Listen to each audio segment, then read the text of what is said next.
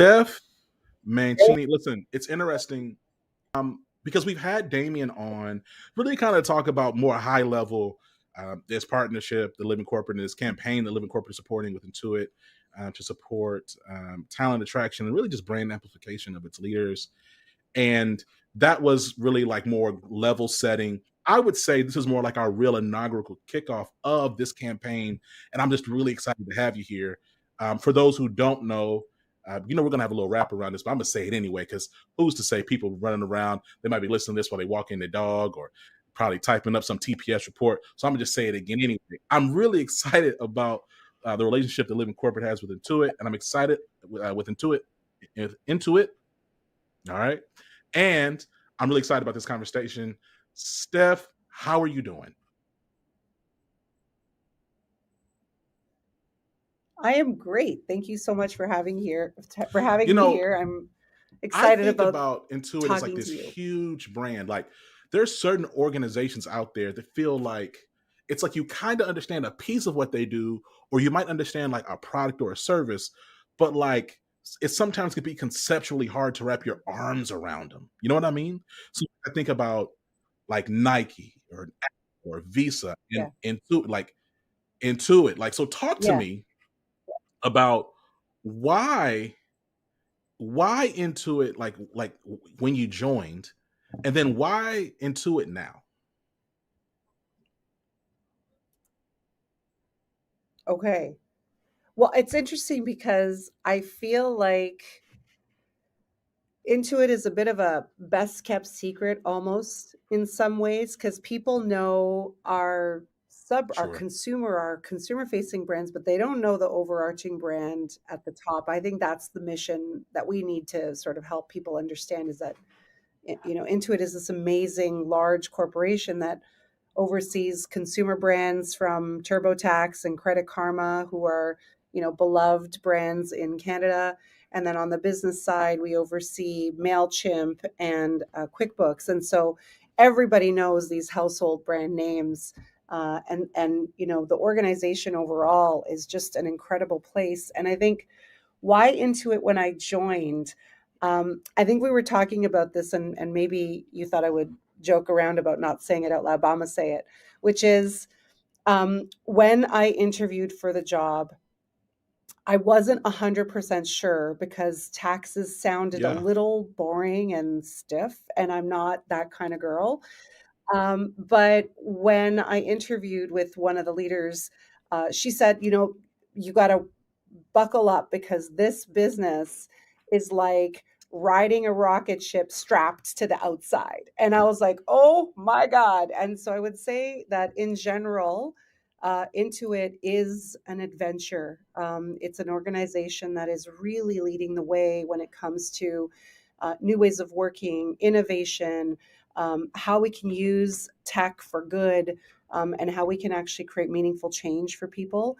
And that why is why I've stayed. It's been 4 years almost to the day at this point, and it has remained exciting. And I actually think it's become more exciting. Like some people kind of like after a certain amount of time, they're like, "Oh, I'm a little bored." You can't get bored in this company. There is just so much activity, so much that you do. And the mission overall is huge. This is people's money, right? Like we help people get their money.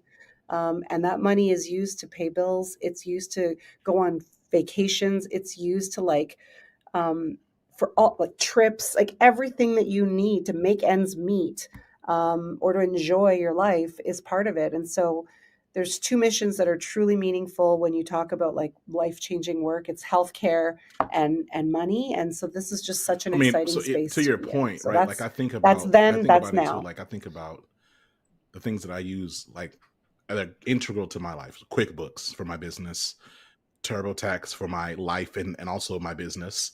Totally. And then of course MailChimp for my like the stuff that I'm doing around communications and campaigns. The thing we're going to use that to help amplify this content. And I mean, like to your point, like it's just so integral to so many people's lives. Like if like, let's just say you just use TurboTax, that's a huge part of your life, right? Like I think about I remember like I have such a deep history with Turbo. I've been using TurboTax since like I'm 35. I've been using TurboTax since I was like 20, right? Yeah, You're welcome. Thank you for helping me that's make amazing. Thank you for your business. demystify the return process. And it's been interesting too. Like I think it was interesting, like especially when it comes to like fintech, the like technology has to adapt and change and improve along with like to drive user experience. Like just as a quick aside, like I just Yeah, when I think about my TurboTax experience in 2011 compared to my TurboTax experience in 2023 or 2020, well, coming up, and yeah, then we're gonna be using it again. And yeah, no, I'm using it 2024. It's just been it's been great. So to that end, right? Like this is a global brand with offices all around the world. Why is staying close to the yeah, Toronto office special to you? yeah. Um, Without being offensive to the rest of the world, like Toronto is the world. And I know that all of Canada is like, oh, Toronto people think that. But actually, um, we have the highest number of people coming in from Mm, every part of the world coming to Toronto to make Toronto home. And the diversity here is unparalleled. You go to different areas within the city and you get to experience the full mm, authentic culture of people. And it's one of the things I love in general about Canada is that we really encourage people to keep their identity and keep their culture and share it, and that's the beauty of this place. Um, and then because of that melting pot of amazingness that kind of comes in, you end up with this beautiful food culture. You end up with these like fusion places of such interesting ways to express your love of food and tasting. And then you can also like world class like jazz festivals, and we've got Caravana, and we've got like TIFF, and all of these amazing experiences that you can enjoy, and it's right here for you. Just open the door and walk outside, and oh there's man, a party Diwali, every yeah. week for some different, Diwali's just about to start. Like it's just, amazing. Every corner you turn, there's a new discovery. You've just got to go look for it. And that's, I think that's one of the most beautiful things about Toronto. And I think when I look outside, you can't see right here, but right here is a huge glass wall in front of me, and people walk by my office. We say Mm. hello, but this office looks like the rest of this city, and that is such a proud thing that we have such an amazing diversity within the office that reflects all of the people who live here, and that when we talk about diversity metrics inside our four walls, That's incredible. Now, I do Canada's want to. always We a are going bright to get to spot, that in a and little that makes bit. me super proud. When I think about international hubs around the world, like Toronto, definitely sticks out to me in that regard. I mean, related to that, right? In terms of just people, right, and related, like I think a direct connection to people is talent. As you think about the Toronto office, and the goals Yeah. over the next year and a half, what types of talent do you believe you'll need to cultivate or attract?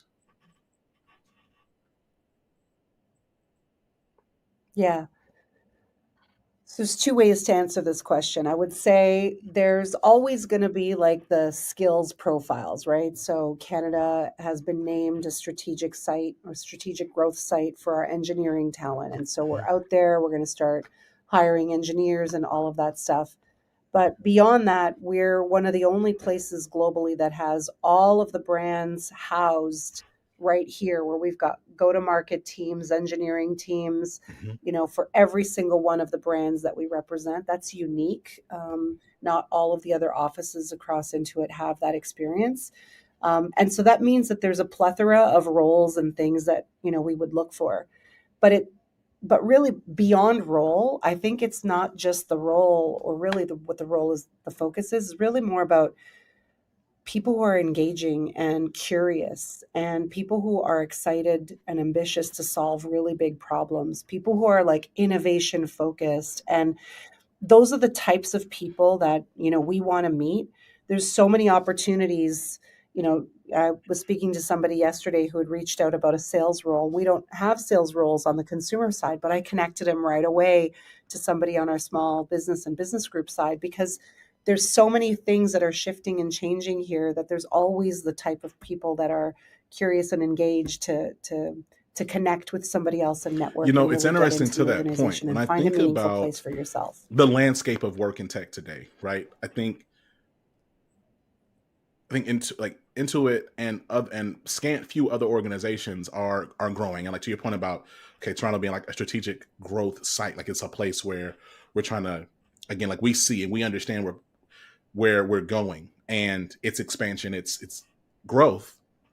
I was curious about that, and like what you just described with the talent profile you're looking for. It's curiosity, innovation, like almost like an entrepreneurial mindset. And I think for some reason, Steph, I Totally. think a lot of leaders fail to connect the dots between like sustainable growth and the elements that you just mentioned. So oftentimes, and like just in Mm, my own little experience, right? yeah. Like I think so. I've been in corporate America now for 14 years, almost 15 years, and so often growth and innovation and curiosity, those things are kind of like bucketed in the experimental kind of like risk taking bucket, like, hey, you know we have a little extra cash to spare, or we're in times of plenty, so we have the ability to take these Yeah. risks and be innovative. We take, like, it's not seen as a critical growth lever, right? So then when times get tough, or there's economic uncertainty, or people want to kind of double down, what they do is they trim off all the innovation and they go back to 10 and 2 on the steering wheel, and they say we're going to stick to the things that quote unquote work. But sticking to the things that quote unquote work don't actually enable Right. growth. It may not even keep you flat, because flat is Nope. not flat. Flat is decline. You know what I'm saying? Yes, I do. No, I actually think in this era that we're in right now, like stepping back, we have to define it, which is we are on the cusp of the largest, most society, economic, cultural change that we will probably ever experience in our lifetime and the generations to come's lifetime. Like we're in this moment. I think people don't really understand that in a way that is real, which is that the past innovations around mobile and cloud computing and all of the LLM stuff that we've sort of started to play with, that will pale in Yeah. comparison to the shifts that we're about to actually start driving around, which means that the most dangerous thing you can do is status quo. The most dangerous thing is status quo. So, what you actually need is you need to hire people who are going to drive fast, who are going to not be afraid of a spin out, because sometimes you're going to spin out when you're driving quick. Um, that are not going to make such massive, mistakes that they impact customers or things like that. But you really need people who are going to understand how to wield new tools and new systems in a way that can drive new solutions. Because customers right now, it's almost like saying, um, when before cars came along, if you had asked people what they wanted, they would Yeah. have said, I want my horse and buggy with an Yes. extra horse, right? Like there was no concept of a car. It was just not a thing.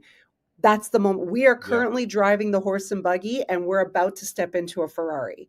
And that experience is going to be real different. And so those people who are really future forward thinkers, visionaries around what the future is going to look like, people who are really data stewards and understanding the data.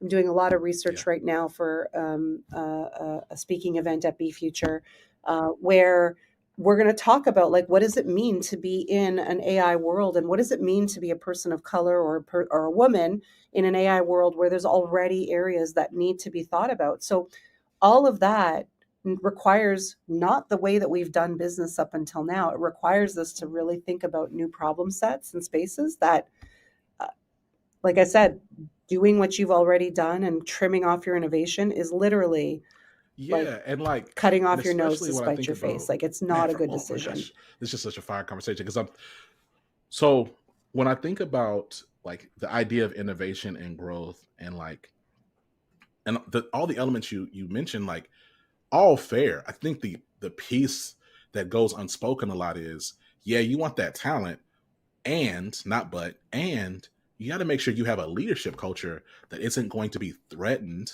or made so uncomfortable by that talent that they actually stymie the growth, right? So you bring in all these people who are talking in language, talking in frames Yeah, that yeah, you haven't even considered, because you're absolutely right. Like the idea from a horse to a car is wildly different, right? It's like if that's like if you went back to hmm like um the 1600s and someone saw a rocket in the sky, they would be like, well, how much, like they were like, well, how much steam did it take totally. You wouldn't even know what that to was. get that right? And it's like, no, it's not the same, right? And like to your point, it's like, no, Totally. it's gonna be a whole different world. Like like it's, I Yeah, believe it's gonna be critical to have a leadership culture, and not only the world that you're describing for Intuit, but just the world of work period, yeah, that is willing to challenge and understand challenges very existing and maybe from certain perspectives proven premises, so that growth can actually happen.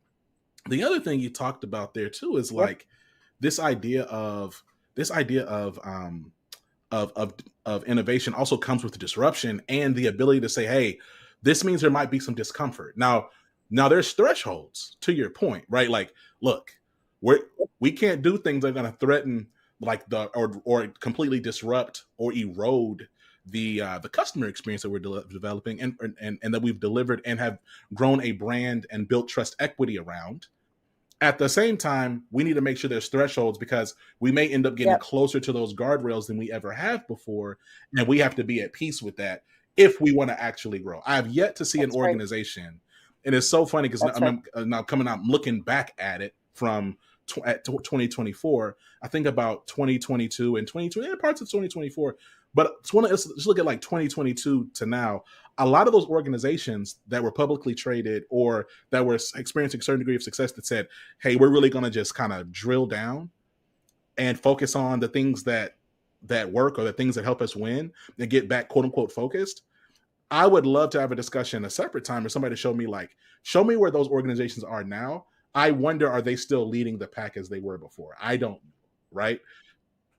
you know um you talked a little Yeah, bit earlier about, and right. you continue to talk about it, about like representation and diversity, the diversity of Toronto, the diversity of the Toronto office. Mhm. It's interesting, like there's a Yeah, lot of talk from like some influence, conservative talking heads and political heads about doing away with I've DEI, heard it. right? And that DEI is dead, and whoever, Chelon Tusk might have been Yep. saying something about, I don't know, I don't really keep up with him too hard, but you know, I think there's a difference in between what the big talking heads are saying and what employees on the ground actually need. What are you seeing Yeah. from your own teams Mhm. related to their expectations on their own employee experience at Intuit? Like, talk to me about that. Yeah. Let me Please. start with like a story, uh, which is actually how I got here. So when I was hired, I had seen this post for at least 6 months. And I had been interested, but I was like, they're probably Mm-hmm. looking for something else. They're looking for somebody. It was a lack of confidence on my part, which is honestly a typical Mm-hmm. female response, which is, I mean, I had it. That's the truth. I reached out to a friend who worked here. She said, the leader is amazing. You should really, reach out to him. So I reached out to him. We hit it off, A for A, get hired. He tells me later, you know, the only people who were applying for this job were men. And I realized that I was never going to actually get to a place where we would have diversity on the team unless I had at least a few women in the pipeline to consider. And so I wasn't going to move to an A for A, which is our interview or assessment process for hiring people Mm-hmm. on, unless I had at least two women out of four in our model. And so it was a 50-50 weighting. And then it was all about, like, of course, may the best person win. Um, but you have to insist on a level playing field for people to just get their foot in the door. Like, DEI gets really messy in terms of this idea. There's this talk track of the talking heads you refer to that's sort of like, I got in because I'm a woman. Mm-hmm. You got in Mm-mm. because you're a Black person. Like, that's not the reason. You got in because you are highly qualified. And if we're going to put you on a level playing field as opposed to having you start from back here, There you then go. the best person can Yeah. win. And it was you and it was No, me. look, Steph, a And thousand who was percent. Listen, different? you know, it's so like to that point, right? Right? Like with Living Corporate, at this my a business I started. There are tons of small businesses out there. There are a ton of black owned businesses out there, a ton of white owned businesses and different businesses.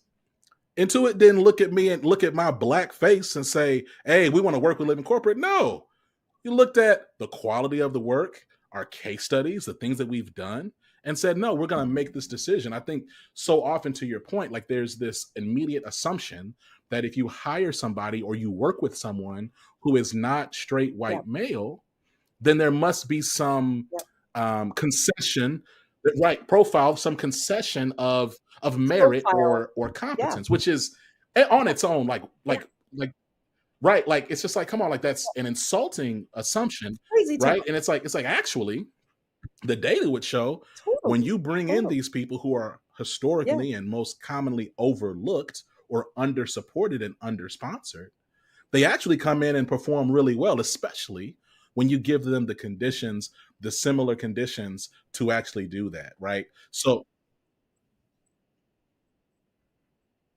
Let's talk about that. Because what I'll tell yes, you is that on the Canadian team, after I come joined, on, let's talk about it. let's talk about 3 years straight of double digit growth. Like, Yeah, so, and we've got the most diverse leadership team out here. So, like, at the end of the day, the proof is in the pudding. We're doing things totally differently. We changed a bunch of things. We started relationships that we would have never have considered, before I joined.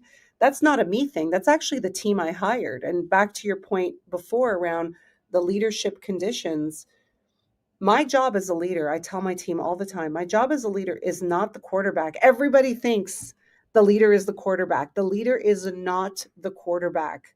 The person who's doing the work is the hmm, quarterback. You're the one running the field, calling the play, right? I am your yeah, linebacker. yeah, Something's in your way, I'm gonna push that out for you. That's my job. My job is to enable people to get as where they gotta go, as fast as they gotta go, to make sure their stuff is prioritized, to make sure that they're getting the right level of attention, focus, and energy from the organization. If it's not happening, I use my title behind the back of my, head whenever I walk into a room. People are like, "Oh, that's the GM." But I use that to be able to say, "You need to pay attention to so and so. This is the yeah. priority for the business. Take their call, take their meeting, do that thing." So that's to me where I think if if we can have a culture where we want people to be as innovative and as free as they can be, that's the role of leadership. I don't need to know all of the AI things. Like, I'm not an engineer. So I'm never going to be as capable as somebody who lives in, a data LLM engineering space. Right. I'm not a behavioral scientist. I'm not going to be able to answer those types of questions, but I certainly can help those people get connected to the right place, make sure that their work is being elevated in the right places so that they can be There's enabled. so That's much there, the right? Like culture you need when you think to about like create. really empowered and effective leadership, it is work, but it's not the glamorous, sexy work, right? To your point, Yeah. like, like the quarterback, yo, yeah, they get the shine, they get the kudos and everything.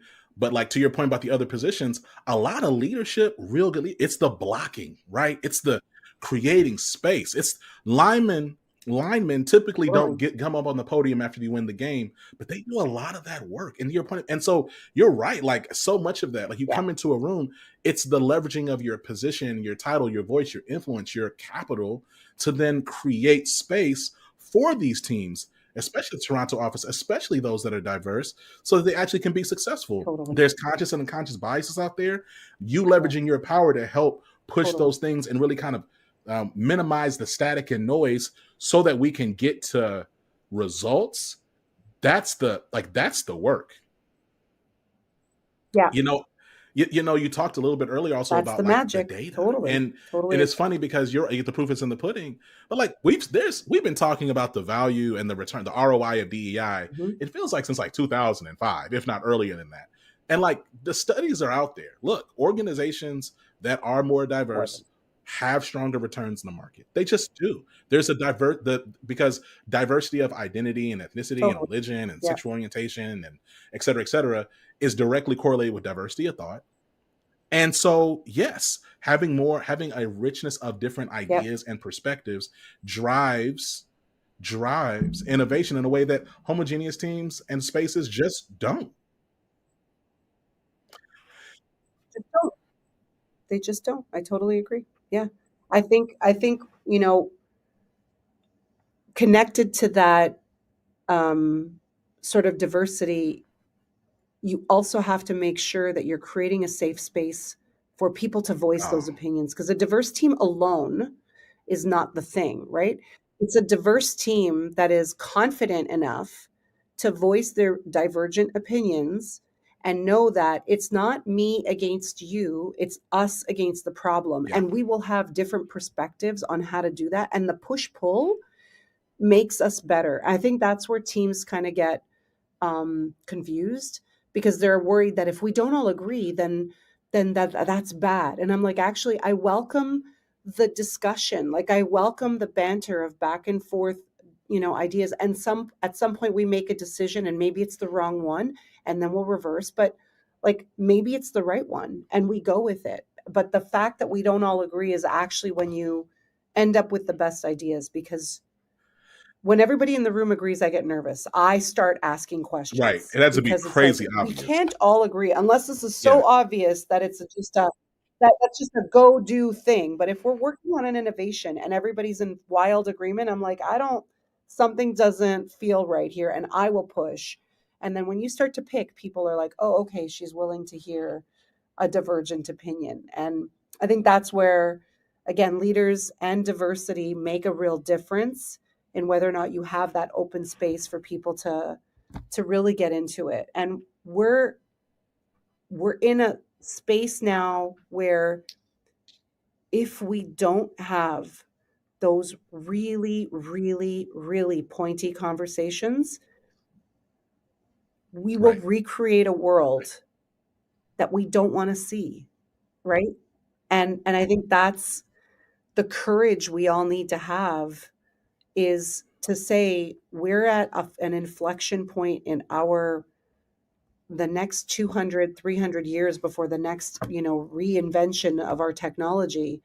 It's What is the world we want to live in real because talk though, we're the because ones you're making it, absolutely so right. we've got Like to be real before we mess around and have careful. Skynet, you know what I'm saying? Or just over, it's just let's whatever are the critical Yeah, like conversations that we need to have now is the time. What you're also describing though is like empowerment, because you're absolutely right. Like I 100%. think about my own journey, black professional. Hmm. I started in HR, right? And so I'm coming in 6'2", 285 plus, um, 20 years old. Right? I graduated college early, so and I'm in a room mostly full of white women, and it's like, okay, I do have a voice here. I also have Yep. presence. And what can I say here? And there's a lot of calculus that I don't know if everyone always appreciates, that Yeah. historically marginalized folks from historically marginalized backgrounds go through before they say a single thing. So wow, like how much weight it takes off of those folks' Yeah. shoulders when they know, hey, I'm not just a token. I'm not just a cute face, even though I have a cute face. Hmm. No, you can say that. Thank you so I was much. just gonna say, but You know, I it's I wasn't sure if funny. I I could. didn't appreciate fairly symmetrical. It helps with like all the crazy expressions I make, but but like so Right. but it's like I actually have some thoughts here, but Love it's it. scary. It's scary to always share them when Yeah. if you feel like you're going to get in trouble because there's what you say in the room, and like maybe nothing happens in that room right then, but then it's like, okay, now you're on that person's list. Okay, hey, I know we can't really ask Zach something because he might take it over here, or Yeah. I don't like that. I don't like that he even said that out loud in front of my boss or in front of my colleague or whatever the case is. And so like the psychological safety Yep. element of it and Yep. like Yep. reinforcing, hey, like this is a space where you can be brave, this is a space where you can share, and we're going to have to grow. And I think Yeah. the other part of that is leaders are critical, and it goes both ways. I always, Steph, truly, I probably overly default to leaders and institutions because the power dynamic is just so skewed. However, individual contributors have responsibility too. It's critical to Yeah. build that team resilience, right? So Totally. you may be saying, "Hey, look, hey y'all, I'm thinking about corn dogs. Yeah. Thinking about corn dogs for lunch," and I'm like, "Steph, what about grilled cheese with a side of pimento and some grilled onions?" You may say, "Hey, Zach, I'm gonna be honest. No, that's gonna stink. You forget half of us are lactose intolerant. This place smell awful." Right. It's important, right? But there's resilience in this moment. There's resilience in one, okay, I said you had an idea. I mustered up Yeah. the courage to have an idea back. You had to be honest and say and give clear reason why that Yeah. idea doesn't work. And then I have to also have resilience to not internalize or make it Yeah. malicious that you decline that you disagreed with that idea. And also, right? And so Exactly. it's like, so the Exactly. next time when you go, hey y'all, I'm That's thinking right. about roast beef for lunch. And I'm like, all right, hey, but Steph, like, we're probably gonna be kind of sleepy. I think we're gonna have a long day. Maybe we do salad and salmon. And then you say, okay, cool, right? But like silly example, but Yeah. I've seen that happen. I've Sure. seen people Yeah. go in with the expectation of, hey, I'm empowered to speak. They say something, it gets that we don't go with that idea, and all of a sudden you kind of shut down. It's like I'm not empowered to speak. Yeah. No. I think, but I think Yeah. there's a leadership play in there as well, and um, oh, gee, if I tell you this, I'm gonna be sharing a secret, but I very often Mm, walk into the room and I put my I'm stupid hat on. And I don't play I'm the boss and I know more. yeah. I play I have no idea what anybody's talking about. And I'm going to ask the most ridiculous, obvious questions. And you would be surprised how many times I Mm-hmm. get somebody in the room saying, I was thinking the same thing, but I didn't want to say it. And so, the very first thing, if you are wanting to create that Yeah. feeling where it's okay, as a leader, you should start that. You start, open it up because the minute you ask the quote stupid question, everybody else is like, oh my God, that was so much better that she asked it because now I don't feel dumb. Because if I don't ask, like, the what about the differential equations of the LMNOP thing, then they're not, like, why do we have to go to there? Like, why can't we just, like, I'm Yeah. sorry, what are we talking about here? This does not, I'm lost. Right. And as soon as you do that, I think people are able to feel Yeah. like, oh, okay, I can come to the table with literally the basic questions. And the responsibility of being in a safe space Mm, is self reflection once you walk away from the room. So I walk away from the room having rejected your idea. I was the decision maker. I need to walk away and say, did I reject the idea for the right reasons? Did I say it in the right way? Did I give a good, clear answer as to why? Did I create confusion? Was I all of that? And if I didn't do it in the right way, then I would go back and say, hey, let's connect. Did you understand? Can we talk about this? mhm. O- Opposite that is you walked away, right? You were rejected. You didn't get the answers or the resolution that I thought I provided. And you come back and you say, you know what, Steph, I disagree. Like, can we talk about this? And I had somebody do that literally a month and a half ago, where I gave, a clear directive, and I said, we didn't meet an expectation here, here, and here.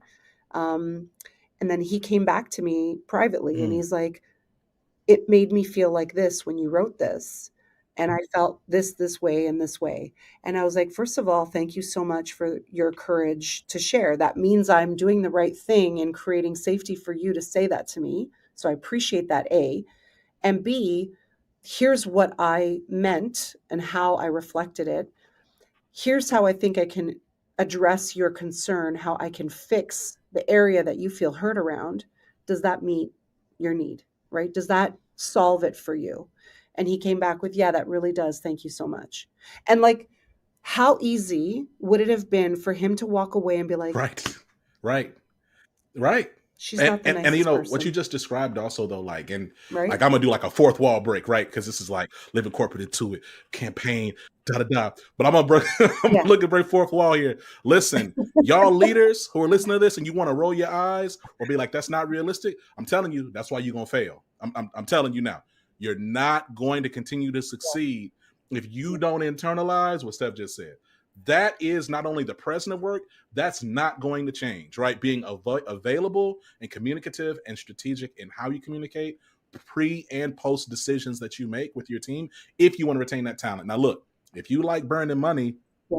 by having to keep your door open and having to continue to rehire talent, and or losing money by the talent that you brought in at this number being disengaged and performing at a different level that you maybe not even don't even recognize until it's too late, then by all means make your decisions, walk over people, and don't listen, and don't pause Yeah. and be reflective about your decisions. But I'm telling you something, this goes into really this next thing about work, like this era of work. It feels different, right? And so, and I say that because Steph, like, so again, like I entered the workforce 2010, 2011.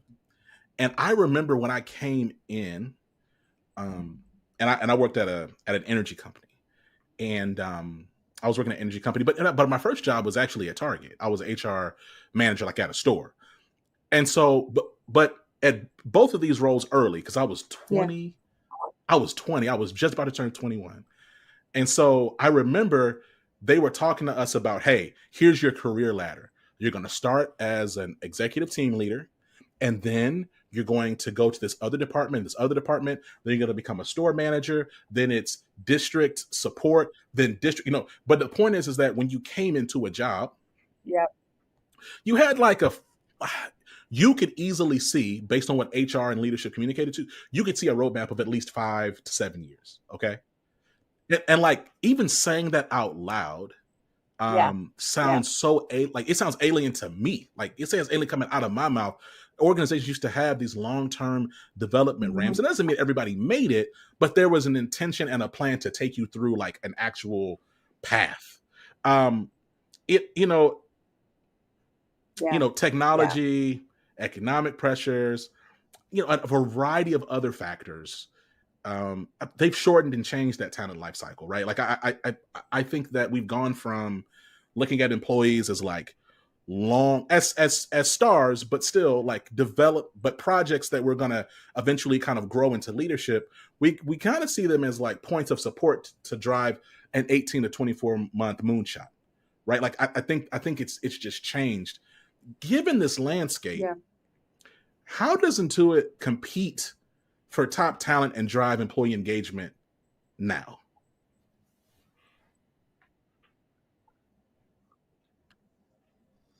There's so many layers to this question for me because, you know, there's the easy answer, right? There's the pat answer would be, well, of course, we compete using talent and perks, and we offer stocks, and we've Mm-hmm. got a great Mm-hmm. environment and a cafeteria with free coffee, all that baseline, whatever, who cares? Mm. Next. I actually think it comes down to values. Um, and there's the values that sort of companies print on the wall. And then there's the values that a company lives that you Mm. see, and those values align with yours. And I think that's actually, you know, Mm. what is actually a competitive differentiation for us. you know, the work that we do around integrity, around courage, around being better together. Those are all pillars of what we do. Um, it's a DNA that's within the organization that everybody just lives and breathes. And this is a 17,000 person company globally. And I've worked in significantly smaller Yeah. companies where that is not the DNA, and you would have expected it to be. So, for such a large organization to place such a high value on some of these, I think, really ethical principles keeps a lot of people here that are really in tune with, this Yeah. aligns with what I'm doing, with what I want to be, and how I want to use my talents. Because I don't think of career building or careers Mm. um, in a linear fashion anymore. I used to.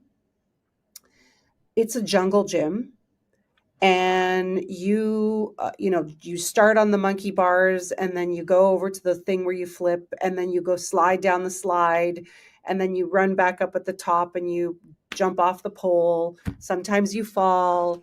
I fell off the jungle gym, landed on my neck, and couldn't breathe for a few minutes. Those things happen, right? Like, it happens in your career too. So, like, the question here is really, how do you view your career? And I actually flip the conversation around, how does, Intuit compete. I actually think it's, we compete by hiring the best talent, and then as a leader, my job is to continue Yeah. to put things in front of you that are going to keep you excited and motivated to stay here. Because baseline is this 24 to 48, month cycle that is possible. But success for Intuit looks like you build your career here over the long term because you're excited about what you're doing. It's aligned with your values.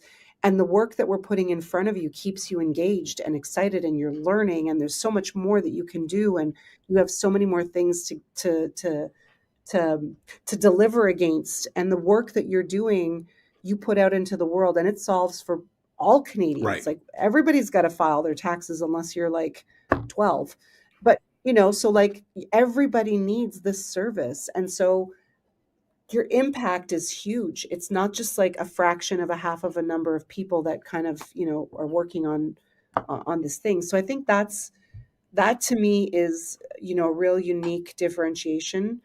And Canada, within the Mm. context of Intuit, operates kind of like a startup here. Like, we're a smaller team, we are a smaller division. It comes with its pros and cons in that regard, but we're backed by this large organization that has this, amazing infrastructure to help drive our success. And so I think Yeah. that's massively You know, different than, to your some other point around even organizations thinking that about are careers in out this there. linear fashion. I was talking to another executive. This was years ago. We were talking about the idea. I think the career ladder. I think even that terminology is pretty dated. Yeah, it's a bit off, right? I think it's more like a career lattice. Kind of on. Like there's there's other ways you go, right? It might be Mm, diagonal, it might be horizontal, it might be there's other things that happen, and I think totally, from a talent totally. perspective, it's important that organizations they see themselves off like that that they have a lattice, there's space for the talent that you bring in to go, and then also to be transparent and honest about the fact that your lattice exists in a larger lattice tapestry, right?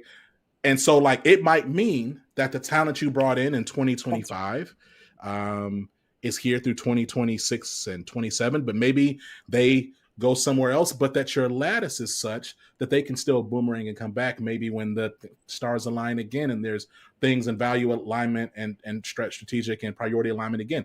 And that's okay too, right? Totally agree. Totally agree. I think that's actually really important in terms of helping people understand. I would Right. offer that they don't even need to leave the organization to get that experience. Like, we have two different business units. One is focused on consumer, one is focused on businesses. You could switch over, to the other side of that, coin. You could switch from TurboTax into Credit Karma work. You can switch in so you're staying still within the same division. There's so many ways to play within such a large organization Yeah. that you could have a whole career here and have a different job every 5 years, and have a Yeah. vastly new uh, scope of work in front of you. So um, the star alignment is can also happen within and outside the organization. And I think, as long as you're always driving great work, you're always going to be in demand, right? And that's what you want. You want the people that you bring on to I be love that. in And demand. to that And end, then right, it's a looking at your competition time as a leader to with keep with them. Intuit so far, what are you personally proudest of? I feel like I have an idea what you're going to say, but I still would like to know, what's your proudest, like just looking back, and then as you look forward, at your personal roadmap, what are you most excited to accomplish? Yeah.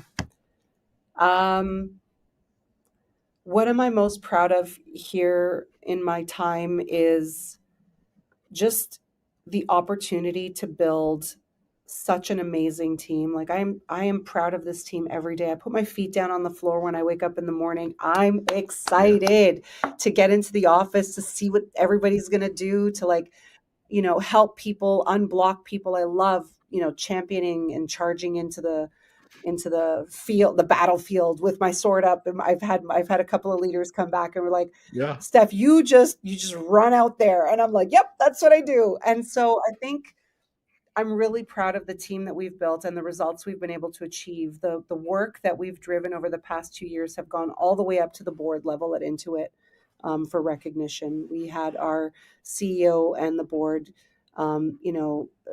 give a standing ovation for the work that Canada drove last year. So, like, I am so freaking proud of that.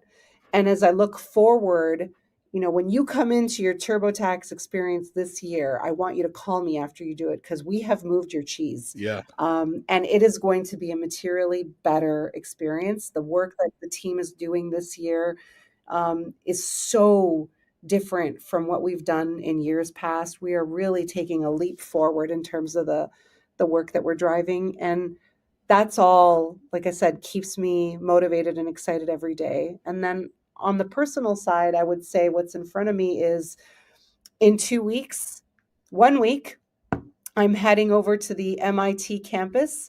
I graduated after a year-long program doing the Yeah. chief product officer program at MIT. And so I'm graduating next week.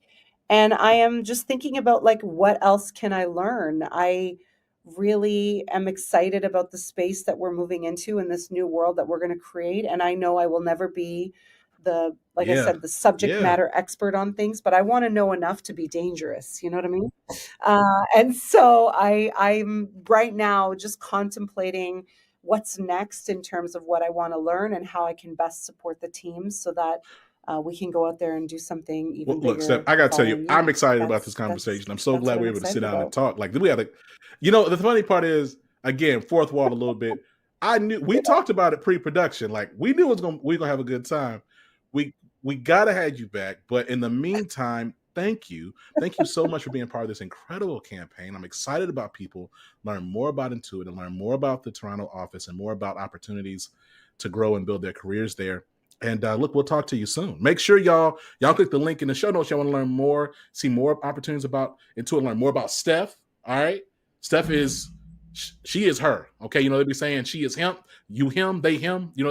She is her, y'all. Y'all got to check her out. Get connected, get familiar. Steph, has been a pleasure. We'll look forward to talking to you soon.